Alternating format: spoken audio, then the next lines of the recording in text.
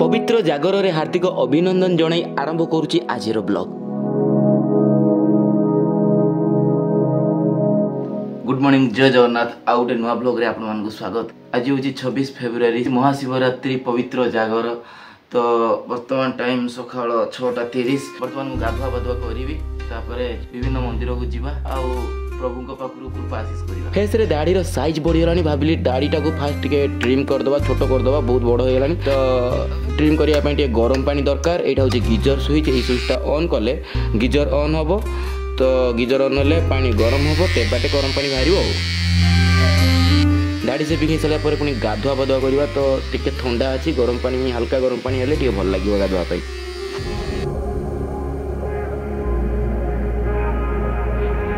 एबे हम टुका पूरा दाढ़ी फाड़ी मारिकी पूरा चिकिनिया है कि पूरा ओके होगा। तापर एबे गाधा बाधा करवा, गरम पानी अच्छी हल्का टिके ठंडा पानी मिसेकी गाधुआ बाधुआ करिकी बाहर जावा मंदिर महाप्रभु को दर्शन करने पाई।